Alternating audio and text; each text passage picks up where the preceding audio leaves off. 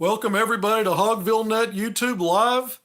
It's the NCAA tournament first round action. We've already seen some upsets. If Arkansas had lost today, that would technically be an upset when you look at the seed lines. But the 8 seed Razorbacks, 73, the 9 seed Illinois.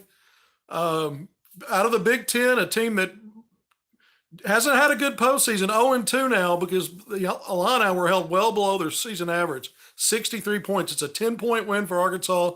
This is a game where the Razorbacks held multiple double-digit leads, and it was a game where we started to see Arkansas have some letdowns in the second half at different stages. But it kind of reminded me of the Auburn game. This was a better finish than the Auburn game. But some of the similarities were there weren't just major collapses. There were mini collapses at times, and Arkansas would right the ship. And that's part of a formula for figuring out how to win games, especially when it's do or die now this time of year. The Razorbacks, 73-63, they move on. They'll play Kansas, the number 1 seed, the third overall number 1 in these 4 brackets in the West region here. Kansas is the 4th ranked team in the country. It's a very interesting dynamic. Kansas, similar to Arkansas in the fact that they don't really go deep, and they play their core guys heavy minutes.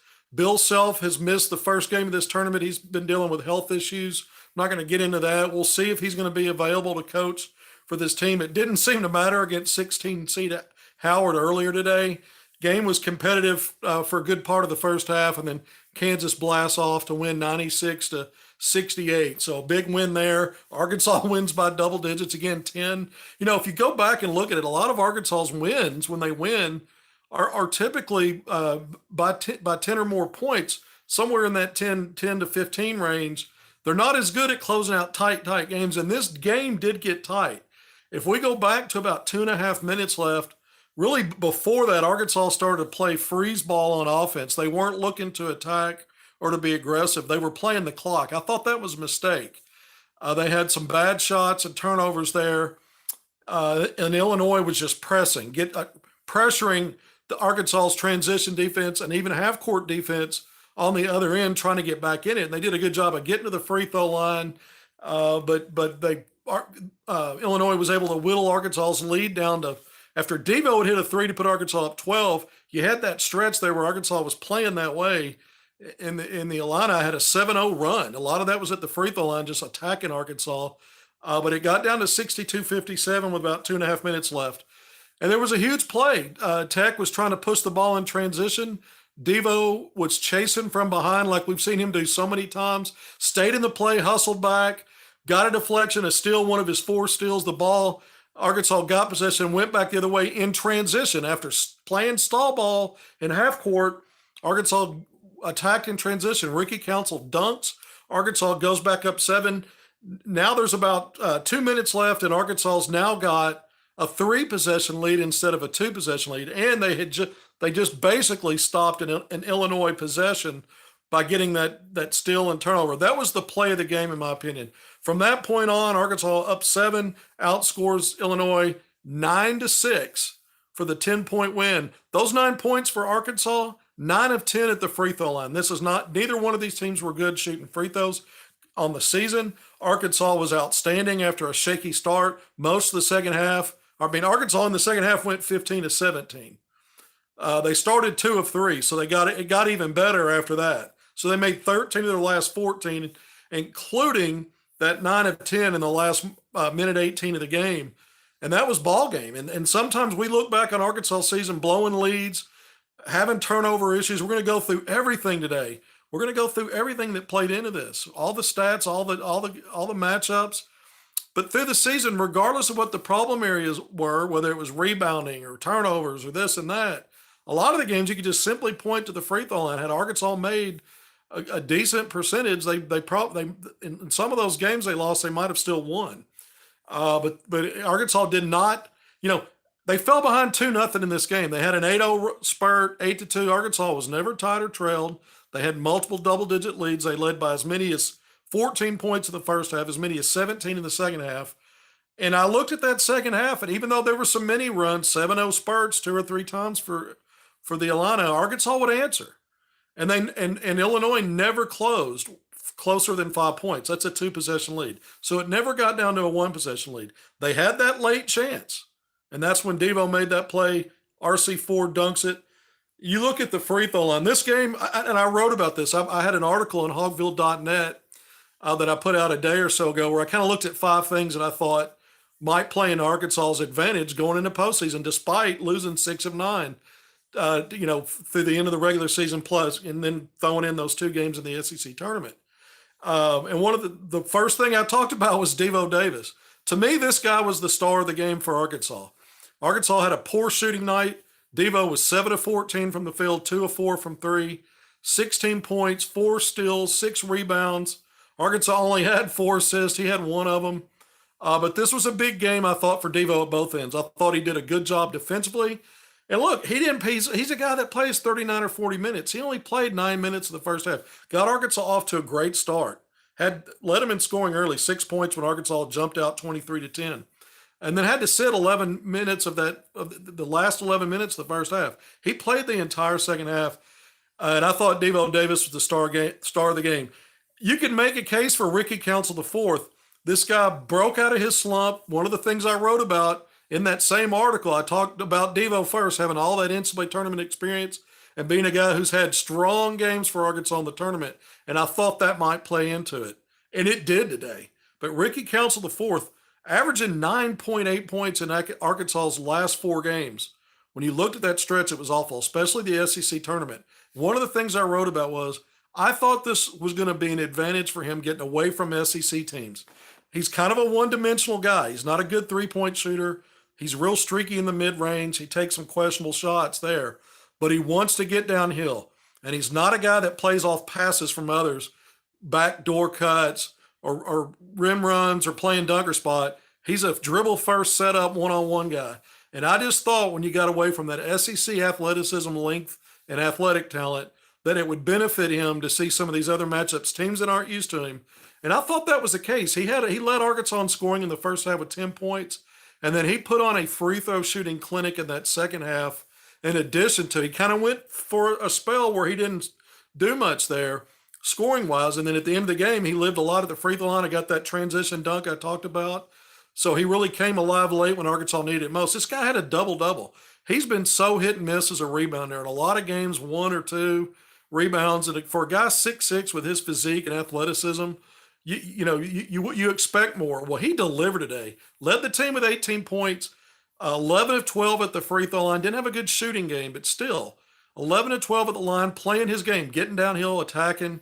And I thought it was a bit easier for him against this kind of team out of the Big Ten than what you see night in and night out. It's just a different game in the SEC. This is, I'm not saying it's from an athlete standpoint, position to position, it's just tougher. And I thought Arkansas had some quickness and athleticism advantages in this game, and Ricky Council benefited from that. But you love the 10 rebounds. He had a block shot. He contested a shot at the rim in transition. Here's a guy that's also been hit and miss defensively. And I thought at times today he really was good. Arkansas as a team, this is something else that I actually wrote about in that piece. Arkansas couldn't afford to have a second half defensive collapse. Arkansas was incredible in the first half defensively, holding Illinois to 28 field goals and 27% shooting from the field. The Illini did shoot over 50% in the second half, but Arkansas forces 17 turnovers in this game, and a good number of those were in the second half. But I thought the other part of it was a lot of Illinois scoring. Some of their baskets came late when Arkansas at that point was just trying not to foul. They were knocking down their free throws at the other end. Sometimes it's a little skewed. Illinois did a better job offensively, but I didn't think Arkansas had a collapse. I thought Arkansas did enough, was good enough defensively. And when you look at the entirety of the game, the Razorbacks held Illinois below 40% shooting from the field. And so right around 38%. And the Hogs weren't good either. They were in the 30s, the high 30s there. So this was a game where the field goal shooting wasn't great, but Arkansas, it was the blue-collar stuff. The defense held up today. Arkansas won the turnover battle, and I'm going to go through these numbers. Arkansas was +6 in turnovers, 17-11. The Hogs were +8 in points off turnovers, 19-11. This is an area where Arkansas often struggles, and it's often part of what dooms this team. And today they won that. I talked about the free throw shooting down the stretch. Arkansas ends up 22 of 29 After a shaky start, Arkansas was only 7 of 12 at halftime. They were 9 of 15 after the first few minutes of the second half. Not good. And then they closed it, man. They slammed that door. They ended up, the last 13 their last 14 free throws, they made 13, almost perfection. And again, 9 of 10 there in the last minute 18. That's how you close out games and win. That's how you don't leave it to chance and someone knocking a shot down late to beat you. Look, teams like Princeton and Furman today, Princeton sent home Arizona, a 2 seed, and Virginia, the 4 seed in the South. These teams are gone. These things can happen. This wouldn't have been that level of an upset if Arkansas had lost. But this is what happens in the NCAA tournament. You got to make free throws. Though Arkansas got careless at times with the ball with some of its own turnovers, we know that's a problem with this team. They're not going to eliminate that in most games. But 10 or 11 you can live with when you're forcing 17 and you're +8 in the points off turnovers. Arkansas converted there. Arkansas dominated this game in rebounding. This is something the Hogs did against Auburn in their one win, their opening round win, or second round win, their opening game in the SEC tournament. It was another dominating performance, not quite to the same level, but +9, 43 to 34. The Hogs were +8 on the offensive glass. So they were only, and the +8 was 11 to 3. It only translated to a 6 to 5 advantage in second chance points, just a +1 there. But what did Arkansas do? I talked about the defense holding up today. I talked about percentages in the first half being elite. Second half, a bit of a letdown when you look at percentage of what Illinois was able to accomplish. But when you look at all the turnovers that Arkansas forced, plus 3 offensive rebounds for an entire game for a team, for Illinois, Arkansas usually isn't that sound. And so that means when you were getting stops, you were going the other way. You forced a lot of turnovers to keep them from getting some more shots up, and then you didn't let them get on the offensive glass. You won that, and you got yourself more possessions that way. And it shows when you look at the field goals attempts. I mean, Arkansas was not good, 38.1%, 24 of 63. They got 63 shots on goal. You'd like to see better efficiency there. But look, Illinois only gets 52 field goal attempts, 20 of 52. Arkansas took 11 more shots. The Illini were actually, decimal points better than Arkansas from the foul line. From the field overall, 38.1 for Arkansas, 38.5 for Illinois. These teams shot identical percentages from the 3-point line. But here's the beauty in that, because neither one of them are very good at it. These teams were very similar. Not good free throw shooting teams, not good 3-point shooting teams. Self-inflicted wounds. You saw a lot of it today. But Arkansas, 3 of 11 from 3 for 27.3%. Illinois, the same percentage. But they went 3 and 11 in each half, 6 of 22. Teams that don't shoot well from 3 have got to find ways to score and play into their strengths. And I noticed Illinois had a lot of high volume 3-point shooters in their lineup. The guy from Matthew Mayer from Baylor had a horrendous game shooting. Melendez, a guy that was quiet early and started off 0-4, had a strong second half finish with 10 points, hit a couple of threes in a run, in an 8-0 run for Illinois. But when I really look at it, the strength of Arkansas is getting to the rim and getting to the foul line. The strength for Arkansas is when it limits those 3-point shot attempts, it means they're getting downhill. And now you just hope that they're not missing layups and they're making more free throws than 60 or 55 to 65%. Arkansas checked those boxes today because Arkansas was 21 of 52 from 2. And so even though that's not a great percentage, they did better, I thought, in transition early in the game. In first half, I thought Arkansas won that battle. Second half, that battle belonged to Illinois. But you'll take that. You'll take that when your defense is playing as well as it is, and you're not settling for a bunch of 3-point shots. There were a couple of stretches in the game. There were back-to-back possessions after Arkansas went up 17 where Ricky Council took a deep early shot clock 3. And then Nick Smith Jr. had a one-on-one play when this wasn't his game, and he took a 3. And then Arkansas had 2 more possessions after that where they missed some shots going to the basket. So they had 4 bad possessions and 2 of them really bad shot choices. And it allowed Illinois to kind of put a dent and get within 9 in that stretch. Arkansas is still that team that does these things. But I thought when I really cobble it all together and I look at everything, I thought this was Arkansas' best game in a while. It's better. Arkansas had really good, great moments and stretches against Auburn, but we know they had to, they relinquished double-digit lead in that game late, fell behind by one in the closing seconds. Nick Smith Jr. was the hero in that game, as was Devo with a late steal to preserve it, not 2 of 2 free throws to make it a 3-point win and ice it. Now I thought today again, Devo was the play of the game. After he hits a three to put Arkansas up 12, Arkansas put the ball in deep freeze on offense. Illinois really starts attacking on the other end. It was a tale of two ways to play basketball, and they were down. They had to, but it paid off, and it was a 7-0 run. They got within 5. They had possession again, could get it. If Illinois scores down 5, a 2 or a 3, it's a one-possession game. It hadn't been a one-possession game since the game started. I mean, it was the last time it was that was when Arkansas was up 4-2, and they scored 4 more to go up 8-2. I think Illinois actually did hit a 3 after that, and so it cut it to 8-5, and they were down 10-7. But the point is, they hadn't been within one possession in a very long time. But Arkansas, that steal by Devo, playing from behind and catching up to that guy, Arkansas scores in transition with Council on the dunk. Went back to 7, 3-possession lead, and then Arkansas, it never got to a 2-possession game after that, let alone sniff a 1-possession situation where Arkansas, and we saw Arkansas struggling against the press, some turnovers there. Nick Smith Jr. had one. The ball, Arkansas nearly turned it over another time. Jordan Walsh was able to save it, or it was saved into him by AB, and I'm trying to remember who saved it, but Jordan got it tiptoeing the line near midcourt on the sideline, and he got fouled. And he made both free throws. He was big making those free throws. Ricky Council, 6 of 6 in the closing stages. Mekhi Mitchell was 1 of 2. He made the first. I believe he might have been in a 1-and-1 at that point, so he made the first. Maybe they were in double bonus, but he made 1 of 2, and that's fine when everybody else is making them. But the Razorbacks did what they needed to do today to advance. Look, that we're going to talk about the Kansas matchup. I've seen some of those players that Kansas has in person, when they were coming up through the grassroots. Got to see them over the years, and Arkansas recruited some of those guys. But it's an outstanding team.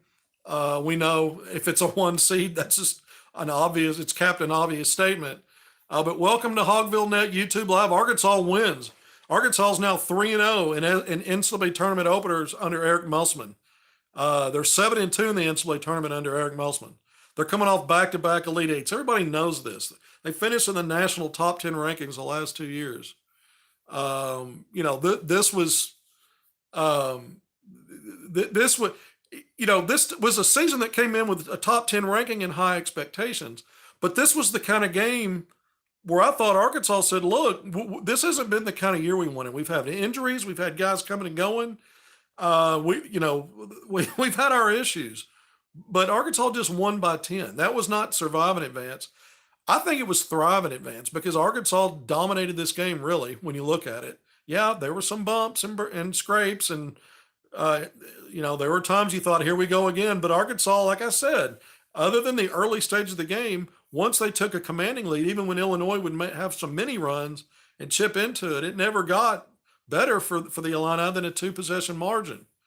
And then you win by 10. So I think this is the kind of game that maybe was a reflection of expectations. Okay, it's one game. Arkansas, hasn't beaten a team the caliber of Kansas. They had 2 chances against, Alabama, but Arkansas was right there in both of those games at the end. Baylor's one of the top seeded teams in this tournament and a really good team. It's been a really strong program for years. Arkansas on the road was right there and had a chance to win that game. Had leads in that game. It was one of those games where the second half fell in on them. But lost a close game, had a chance at the end, lost by 3. So when you start looking at these caliber of teams, Creighton's probably, their seed is a reflection of their total season, but they had injury issues. I think they're probably a little better than their seed says. Arkansas was in that game and really close. Close but no cigar doesn't matter anymore. That's not going to work. But you got to have hope. And this is one of the things I talked about in that article when I started going through some of the things, Arkansas trying to minimize their self-inflicted wounds, trying to, have them in smaller doses. That's what I wrote. That's what they did today. There were no 13-0, 15-0 runs like we've seen. where the lead is flipped and all of a sudden now you're down two or three possessions yourself. That didn't happen. It was smaller doses of the self-inflicted stuff and the bad stretches. We know this team's going to have them. This is not a team that's going to have a problem with Kansas coming in the past, where Bill Self teams have depth. They love to push in transition and use that depth to wear teams down. We didn't go 5 or 6 minutes without, maybe someone said without scoring. Arkansas had some maybe 2 or 3 minute droughts in there sprinkled in here and there. I mean, this wasn't a great shooting game, but Arkansas is a team that averages in the high 70s. They got to 73 today. Illinois, a team that's very similar. Efficiency and a lot of the things are very similar. Poor free throw shooting teams. I talked about some of that. Some of the stuff was, but this was a team, Illinois, that was even better than Arkansas when you looked at field goal percentage inside the arc. Both of them weren't good shooting threes or free throws, but Illinois was a little better on 2-point shots, a couple of percentage points better. And Arkansas, for the most part in this game, for the largest part of this game, really took it to them there and kept them. Walsh was an X factor. There is no doubt about it. I'm glad he said X factor. In the same article, one of the 5 points was X factor, frontline X factor. Arkansas had to have frontline X factors. I thought there were 3 today, which is, I thought Kamani Johnson was an X factor. 12 minutes, but 5 points and 5 rebounds, and we saw the blue-collar work he did on the offensive glass to score. There was that and one that he got off that Devo Davis pass in the second half. Arkansas, there was one of those runs where Arkansas's double-digit lead went down to 5. And that and one, and Kamani made the free throw, put Arkansas back up by 8. So that was helpful there. But 5 rebounds, and we saw some physical play from Kamani. Mekhi Mitchell was special off the bench today. 23 or 24 minutes, 9 points, 4 or 5 from the field, 1 or 2 at the line. Mekhi had 7 rebounds and 2 blocks. But I agree with you. Of all of the frontline X factors, it was Jordan Walsh. This guy was relentless on defense. Yes, he had some fouls, but getting deflections, 3 steals. He had a couple of tough buckets for Arkansas. Finished with 6 points, knocked down those 2 late free throws. That was clutch. And he had 4 rebounds, but his defense, he was a ball hawk. He and Devo, I thought, were Arkansas's 2 best defenders. I thought Ricky stepped up defensively. We know he did on the glass. But I thought it was more all hands on deck today. This was a game where Arkansas only had 4 assists. It explains why they shot so poorly, because Arkansas doesn't have guys that are comfortable outside of Nick Smith Jr. putting the ball on the deck and just going with ease to get open looks. Nick can do that, but what did he do today? He was 2 of 10 from the field. He had an off night. 4 assists. You're not going to win a lot of games that way, but Arkansas was so much better. We saw a low assist game earlier this year where it didn't matter. Arkansas was playing one-on-one. It might have been the A&M game at home. I can't remember. I should have looked it up before I came on here because I was thinking about it and I forgot to look that up. But Arkansas's had a game like that already this year where the ball wasn't really moving. It was just give it to a guy and let him go to work. And the different matchups really favored Arkansas. I thought Devo did some good probing today and knocked down a couple of big threes. And he always seems to hit a 3 when Arkansas needs to stem a tide. And that happened. That happened in that second half. Ricky hit one in the first half. He's not a good 3-point shooter, but he knocked one in. He had a good game when you look at everything. He didn't shoot well, but one of his 3 makes was from 3.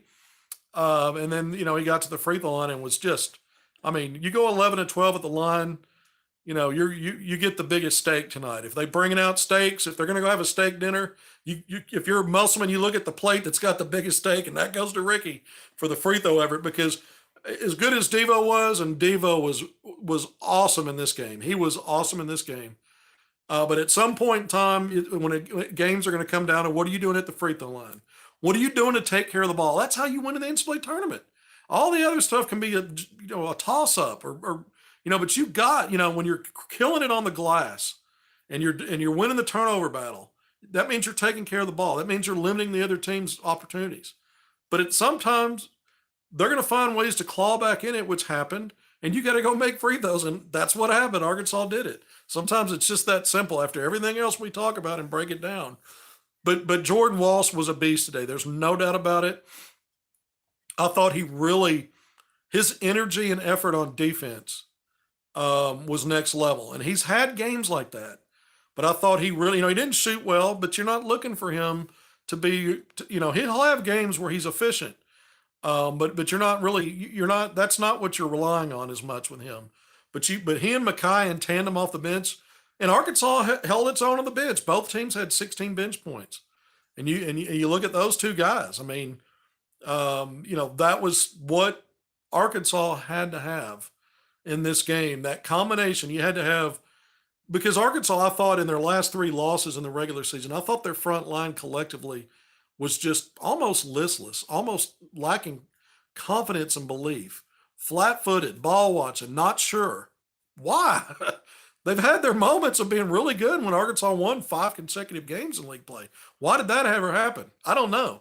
But you started to see it kind of come around in the SEC tournament, especially with Mackay. Jordan, too, at times. McKell had a good SEC tournament game. I think it was A&M. Arkansas lost by 6, a game they had a big lead. But anyway, collectively, and Kamani had a good game in there somewhere, one of those games. But collectively, this group has started to come alive again. Everyone had a really good game except Nick. Hopefully he'll be there Saturday. You know what? You're right. I can go through stats. I went through all the names already. He's the one guy that didn't have a good game. Nick Smith Jr. had 6 points. He was 2 of 10 from the field, 0 of 2 from 3. He did knock down his last 2 free throw. He was 0 for 1 on a front end of a 1-and-1 in this game in the first half, but he made 2 free throws. Those were his final points of the game, I believe. Yeah, because he had 4 points in the first half on 2 field goals. I think those 2 field goals kind of came in not succession, but close to each other. So he had a little spurt there, and that was it. This was not a good game for him. He did have a steal in the second half. I thought that was helpful, but this was not a good game for Nick Smith Jr. Yet Arkansas wins by 10. I don't think anyone would have predicted that. One of the things I wrote about as well, I'm keep referring to that because I felt like this game was almost a playbook of some of the points I made. I really felt like, and I talked about Arkansas, that Nick Smith Jr. is still trying to round into midseason form, and here we are in the postseason. I think when that happens, sometimes your flow and your ebb and your flow and some of your efficiency goes up and down, and now it's down. I mean, he had a poor second half against A&M shooting the ball after being good in the first half. He ended up 50% against Auburn and hit that game winner. Then he started strong against A&M and I think missed his last 6 or 7 shots of that game.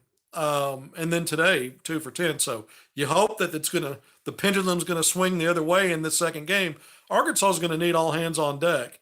But there are ways. We saw it today. There are ways for Arkansas to win without really their most talented offensive player having a game like that.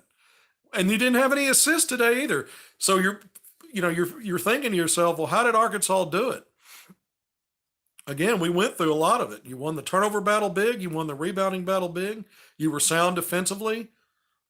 Those are 3 areas where Arkansas sometimes goes 0 for 3. They went 3-0 in those today. They went 3-0, and some of it, there's stretches where it's ugly, and sometimes it feels like Arkansas, some of the shots they take, the ball's not moving. They freeze themselves out late in the game, and then they did have 11 turnovers. Sometimes it feels like a 20 turnover game when it's about half that because of decisions and some of that. But Illinois wasn't much better. I mean, it was worse. 17 turnovers. It was almost, sometimes it was like looking into a mirror if you're Arkansas. I thought Illinois had some of those stretches where you're scratching your head going, they're not helping themselves. Some of theirs were self-inflicted. It was nice to have an opponent, I think, if you're the Razorbacks, that you can relate to that way and just find a way to be better in those areas. And Arkansas was. It was an outstanding game for the Arkansas Razorbacks. No one can deny that at this point. You went 20-13 in the regular season. You had a losing record in the SEC. You finished 10th, but you won today. You opened up the NCAA tournament with a statement. We're here. We didn't come for the T-shirt. We came for the win. We want to stick around. That's a cliche, but is it? I mean, the tournament's filled with upsets. There's only, I think, and this was in the article, I think only 5 losses for number 1 seed since 2000 out of 36. Only 5. 4 of those were managed, accomplished by 8 seeds. Arkansas is an 8 seed. I don't know how much that means, but one thing I can tell you is Kansas has 7 losses, 28-7. This is a team that, like I said, is short on depth. One of their top players, McCullough, out of Texas Tech, a transfer from there. We're going to talk about the other transfer. We're going to talk about some of Illinois' players here in a minute. But McCullough's back. He missed the blowout loss that Kansas had against Texas in the Big 12 tournament. But McCullough's back, and he was on the floor. Kansas is sometimes, and this is what I thought about Arkansas's back-to-back Elite Eight teams. Sometimes, even if you're playing a tight rotation, when guys are a cohesive unit and they've got experience, this is the defending national champion. They've got guys that have been there, done that. Kansas does. Sometimes, you can look at it and go, well, they don't have a lot of depth. Maybe we can wear them out. Well, Arkansas doesn't have a lot of depth. The team that plays within its game and minimizes mistakes is probably going to win that game. And that's trouble for Arkansas because 1 seeds typically find ways to win, even sometimes when they're not that good or they're missing somebody. Kansas is a team that's missing its head coach right now. It didn't matter today against the 16 seed. We'll see where that falls, if he's back on the sideline Saturday or not. But we go back talking about a Texas Tech transfer. Arkansas held Terrence Shannon Jr., who hung 20 on the Hogs 2 years ago in the round of 32 when Arkansas was a 3 seed. Texas Tech, Chris Beard was the 6 seed. He hung 20 in that game. And we know that game went to the wire. Arkansas scratches out a 2-point win. Today, he didn't score in the first 16 minutes of this game. Then he had 8. He pushed over 8, and Illinois was able to cut Arkansas's 14 or so lead down to 8. And he had 8 straight points for the Illini. And then Kamani Johnson had that putback to give Arkansas back to a 10-point lead at halftime. So Shannon, 16 minutes scoreless, 8 points to close out the first half. He has another 20 points today. But has anybody ever seen a 20-point game that was kind of empty? It wasn't a great 20-point game. Yeah, he ended up being much, much better, and he infused some life into Illinois, but it never felt like he was going to be an X factor for that team. It just didn't. I don't know why. Maybe I'm kidding myself. Maybe I should salute him for scoring 24 points, 20 points in the last 24 minutes. But it kind of felt like an empty 20. The Melendez kid was trouble for Arkansas. He had that personal 8-0 run. He had a steal against Nick in the backcourt and got a dunk when they were trying to make a run there. And then he had where I thought there were a couple of possessions where it looked like Arkansas's defense was going to come out good. He made some really nice passes at the end of shot clocks for guys cutting back door and getting to the basket that led to buckets. So Melendez, to me, was their best player today. When you look at, in my opinion, efficiency, Mayer was all. He was awful. He's their second leading scorer. He's a guy that hurt Arkansas when he was at Baylor 2 years ago in the Elite Eight game. Didn't hurt him today. Nick Smith Jr. had an off game. Well, Illinois had a guy that had an off game. A lot of that's credit Arkansas. I thought Arkansas's quickness bothered him early, and then later he just never got in a rhythm. Arkansas got into his head a little bit, and he never got into rhythm after that. But it's the Razorbacks. Let's see. Our defense can make it tough to score early. Ricky's first double-double at Arkansas came at a great time. I was going to say that. I should have mentioned it. That's his first double-double. We've seen Devo out of the backcourt get double-doubles. I'm not sure. I think Anthony Black's got one.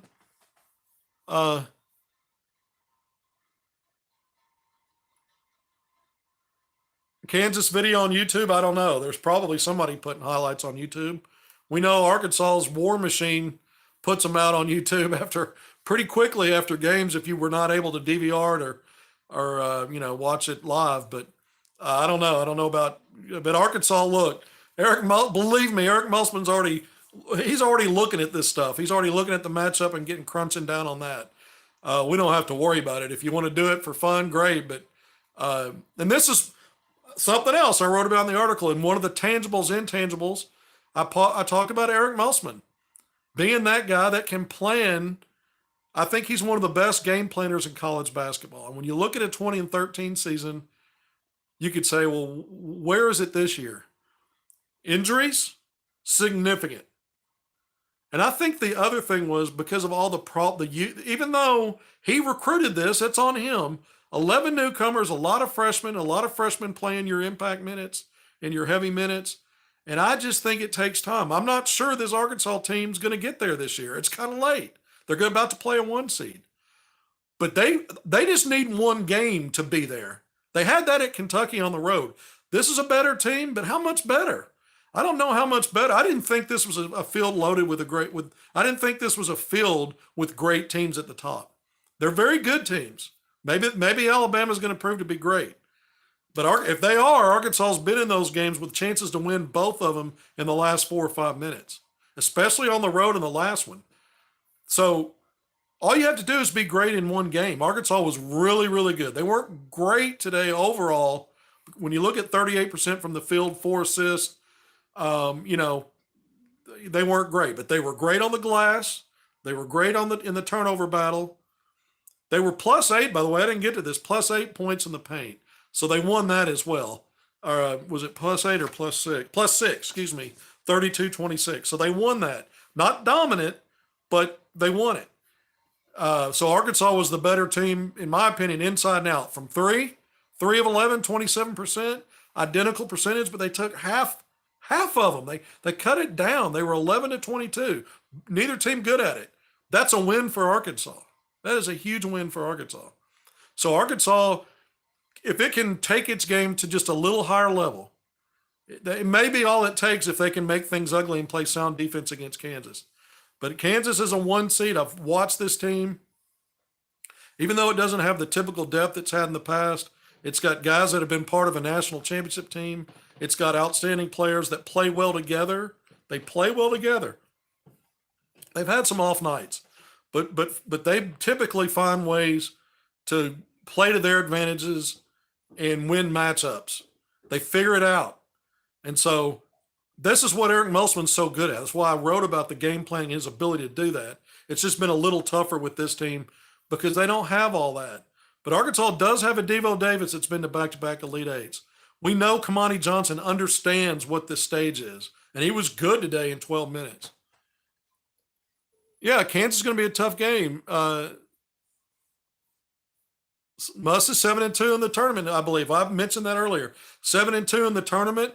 Arkansas 6-2 this year in true neutral site play games. I'm counting the game in North Little Rock. I know the net rankings didn't, and the seeds, and when you start looking at home and away and neutral site, but it's a neutral site game. It's not Arkansas's home court. They had to travel. It's just different.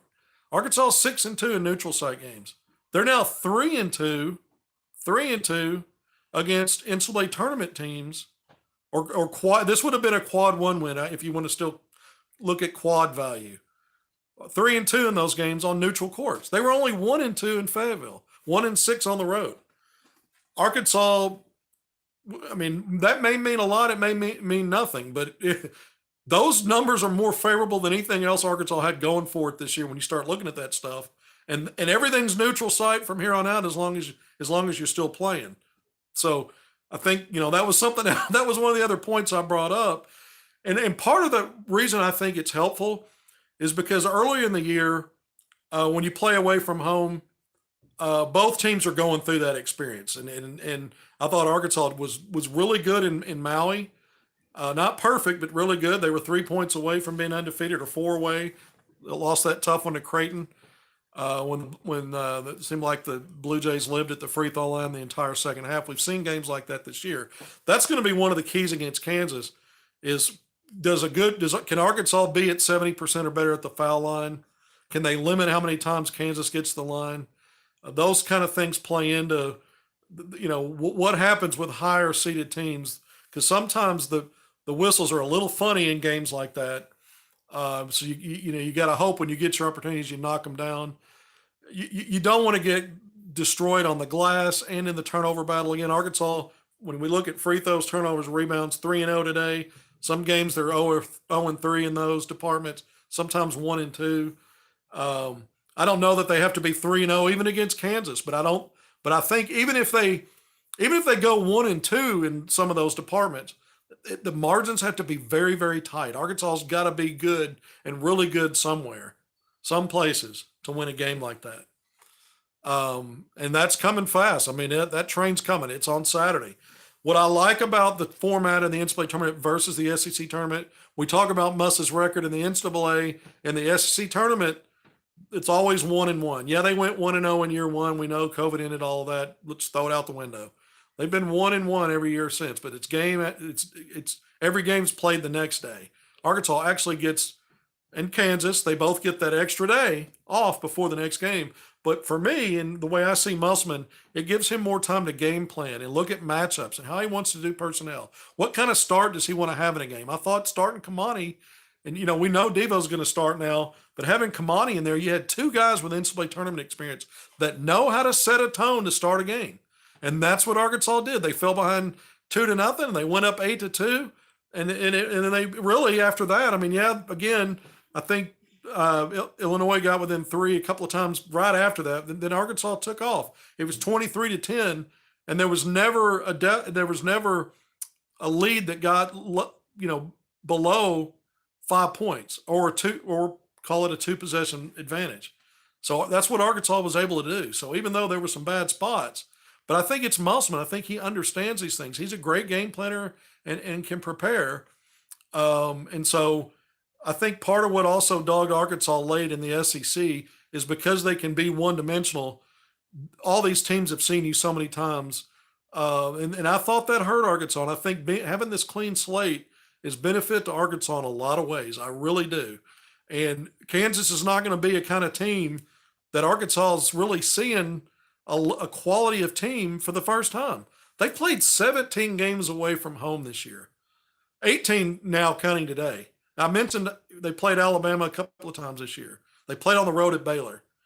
They played Creighton at a neutral site. San Diego State, a good team, neutral site. I mean, they played a lot of really good teams away from home. A&M a couple of times. I mean, Missouri once on the road had a 10-point lead there late and lost that. Missouri won today, by the way. So Arkansas's been through so many games away from its home court and dealing with this level of personnel and talent.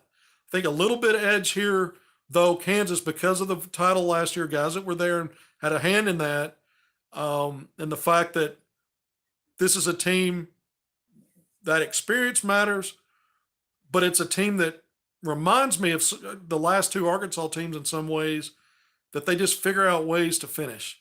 And Arkansas, to me, this year has been a disappointment in doing that. But today they were great. And now you look at two of their last 3 games. Again, let's talk about the quad one value. Illinois and Auburn are probably more similar. Not the quality of Kansas. That's going to be an issue, right? But those were the kind of games Arkansas was losing earlier in the season or at some point in the season. And now 2 of their last 3 games, they've won 2 of those, and they finished this one better than the Auburn game. So there's an argument to be made. They actually can build on that. Well, those are fading fast. I've done an awful job. Hogvillenet, YouTube Live. If you go to hogville.net, I've already got my written content out for the game. 2/3 of it, I've got to go back and watch the post-game press conference, get Musselman's quotes, some player quotes. I'll add a few more details in there. But there's a lot of information in there already. And we do this every game. Win or lose, we're post-game. I really felt like this would not be the last post-game of the year. I really, my prediction coming into today was Arkansas 71-68. I thought it might be kind of like the Auburn game. Arkansas would figure out a way to win it in the end in a tight game. And I did think Arkansas would probably have a lead that got shrunk down to a situation like that. Had Arkansas shot free throws like it tends to do, that might have been exactly down the stretch. That might have been exactly what we saw today, but they didn't. And so that's something I didn't factor in. Everything else was kind of played like I thought it might. But Arkansas makes the free throws, and that's how you get a 10-point win. Can Arkansas be consistent? Can they carry that over? They don't have to dominate the glass. They don't have to dominate the turnover battle like they did today. But they need to be good at the free throw line, and they need to get there. They need to figure out a way to get there. And I think Arkansas can maybe improve on its field goal percentage. in this next game. 38% today. Arkansas is typically better than that, even against better teams. That was an off game for sure. You hope it doesn't happen again if you're a Razorback fan. That's going to be tough sledding if it does. Kansas, we talk about how good that team is. And again, I keep talking about no team's invincible. I don't think there are great teams in this tournament. Everybody's susceptible. Arkansas has experience playing against number one seeds. Last year in the tournament, the overall number one, Devo Davis, Kamani Johnson, Eric Musselman, they all had a hand in that.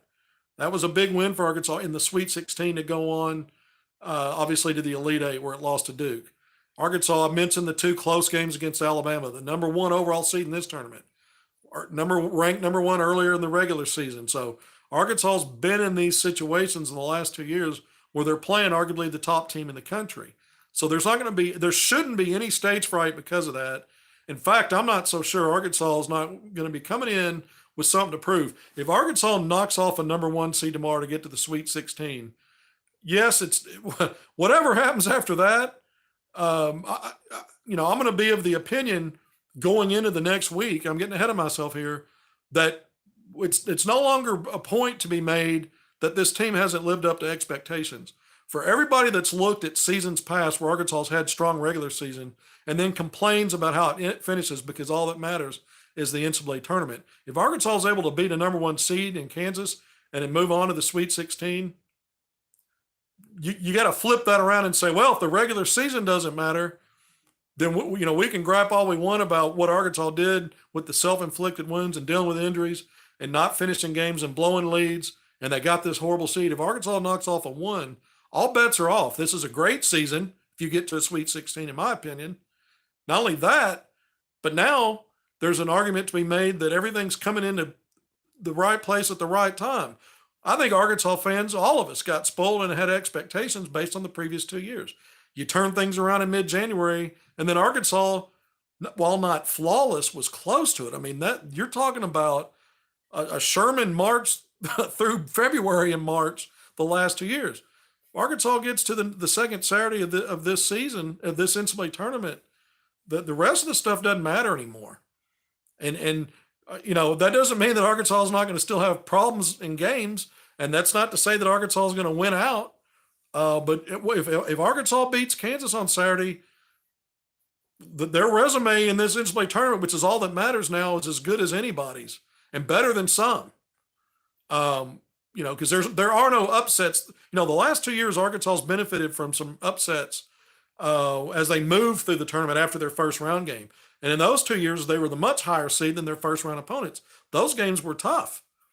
Just the first round games. This year, that won't happen. Arkansas, won its first round game. It was the higher seed again, but much closer, 8-9. And now they're going to get a one seed. There's no upset in their way. So if Arkansas beats Kansas, it sets the Razorbacks up very nicely for a chance at a run despite all the ugly stuff.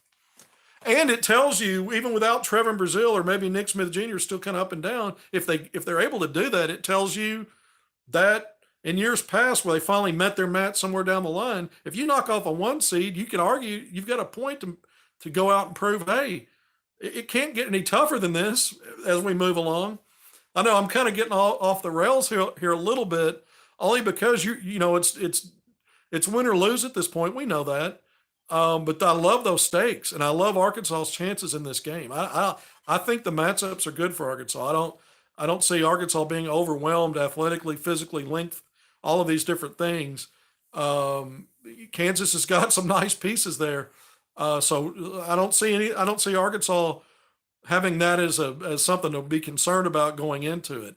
It's really going to be, to me, the cerebral stuff and a team that's been there, done that in the ultimate way, coming back from a title, even though it's not everybody from that title team, but you got key pieces from it, and a team that, won the Big 12. It knows how to win at a high level to do those things. Arkansas's hasn't been that team, but all you got to do is be better than the other team one time out. I know I'm a broken record on that. We're 50 minutes in. It's Hogvillenet YouTube Live. This was a great win for Arkansas, 73-63. The Razorbacks 3-0 in the last NCAA tournament openers, 7-2 now in the last three NCAA tournaments. How dangerous we would have been if Trevor Brazile had played. Well, I said it all season long. I kept going back to it. I really think Arkansas